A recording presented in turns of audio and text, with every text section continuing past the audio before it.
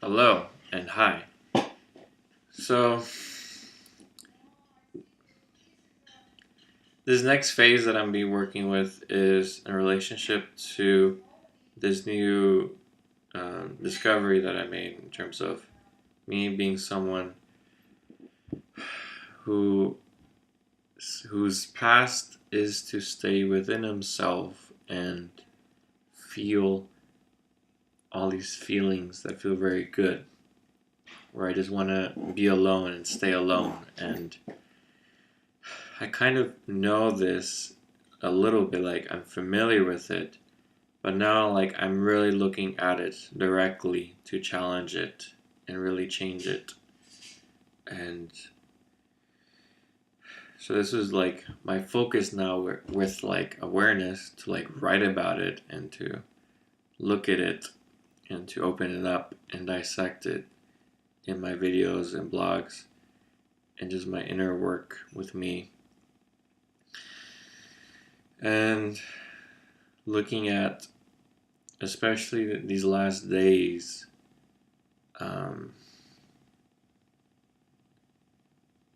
it's been very consistent as this kind of experience of feeling really happy and content. And have you ever had these moments where it's like you have something you want to say or you can say, and it's like within you, but you don't express it, you don't say it, and then you kind of just stay quiet and you don't say anything? And the way that I'm looking at it is from this perspective where I can, in that moment, just continue as that, or in that moment, it's almost like, okay, have you ever had a situation where you're in a situation and you see you can do something, or there's like a choice, a decision that you can make, and you don't know what to do? Do you go left? Do you go right? You don't know. Like, I just don't know. And then you choose to do nothing and just stay quiet. And so in that moment, as a solution, is to ask myself, okay, Yogan, what do you want? Who do you want to be? And within that question, it's like, okay, who do I want to be? Do I want to be the guy that does a good job, that does things well, that goes ahead and does this, goes up, wakes up, cleans up the mess that has been made, that finishes the job, that completes things, that makes things happen, that makes a plan and sees things through and has this kind of life because I am this kind of person. And that's kind of empowering and kind of changing my direction from like over here to over here, where then it doesn't become a point of what do I choose? Do I choose left? Do I choose right? Do I say this? Do I not say this? Should I not say this because maybe this has this kind of consequence? Maybe if I say this, that person will take it this kind of way. I can't say this because it's just way too personal, way too intimate, and how are they ever going to respond? And it's just like, that's like my old self. That's like my base programming. That is me staying the same as a person that stays within the comfort of simply not doing anything, of simply not interacting with people. And that is like what I'm seeing I'm faced with, and a solution, at least for now, as a support, is to ask myself, what do I want? Who do I want to be? And I do want to be the person that just, when something comes up, that I say it. Meaning that, is this something that is true? That when something comes up, this is how I see things. And is it within a reaction? No, it's not. It's just I am reacting to the idea of maybe I shouldn't say this, maybe it can have bad consequences. It's like a fear. When the truth is, it's something that is true, that is my perspective, and it is me, and I'm not reacting within it. It really is how I see things. And yes, there are points like trusting yourself and many points that support you within, or me within my expression, like trusting me, trusting the other person, that we're able to talk about things and open things up openly here to be discussed and shared and not taken personally, I suppose, or not taken within negative points of view. And if they do, then you do manage it.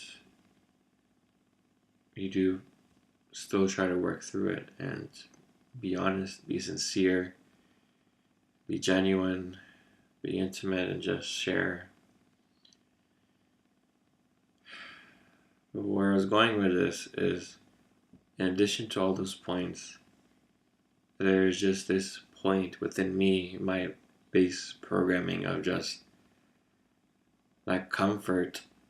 It's like a heaven of just not saying anything, being quiet, and just enjoying not being part of that, not being part of the interaction, the socializing, and just being happy, just being alone. Where within that feeling, I could just stay there forever. And that is my addiction, that is my temptation, that is what is easy, and it feels heavenly, and it feels in many ways right. And that is what I know I have to overcome, what I know I have to push through, not allow, and is the source of stress in my body, is the source of me being more tired and weaker. That is my past, and that is my living past that I have to overcome. And it is going to be extremely difficult, because even now while talking about it, I can feel it, and it is just so easy to live it, to be it. It is much different speaking here on a camera than speaking to a person. This is still in many ways me being alone, not really talking to the person. And that part of me knows that.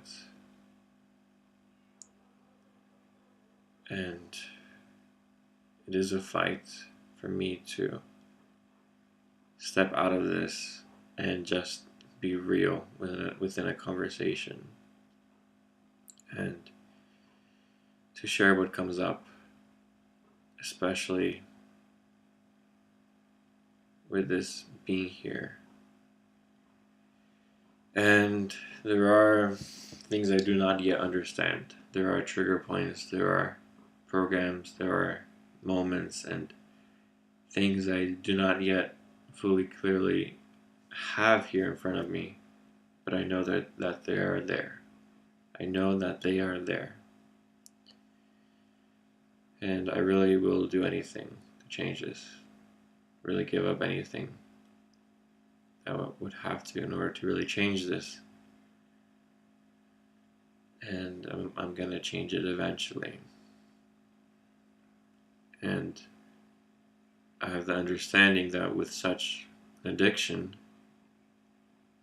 that it takes time to change such an extreme point. Because I remember times where I was like at home and everyone else would leave, like my family, and then I would be like, feel so good to be alone. And so many moments where I just indulged in this experience, and I consider this to be a part of me that is real. And so many times I've called it that and consider it that.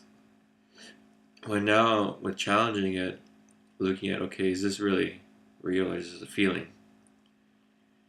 And looking at who I've been trying to be and do the last few weeks, this experience is not part of it. This experience is a feeling that me living more, me living my utmost, this isn't part of it. As much as I've lived it in the past, it's not really living. It is my habit. It is my go-to. It is my way of avoiding conflict and being real with people.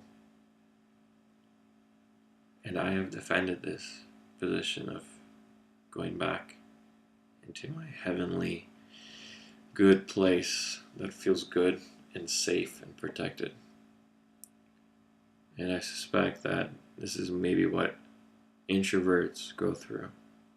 That can only speak really for myself. But I can tell for sure that reaching out to people is very difficult for many people. Maybe even for all people.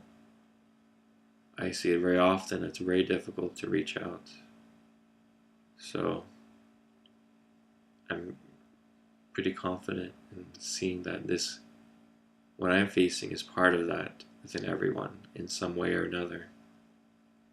Where a moment of comfort and feeling safe and good and warm, that you don't really want to reach out and really share what you are seeing, really share your perspective. And I know it is tough when you have a feeling that is so perfect. Why would you really give up perfection itself? And that is the illusion, that is the challenge. To be able to see past that and take others people's advice and support. To be able to see that this is indeed not good. Something that needs to be stopped and changed and become who you really ought to be. What really is best for you.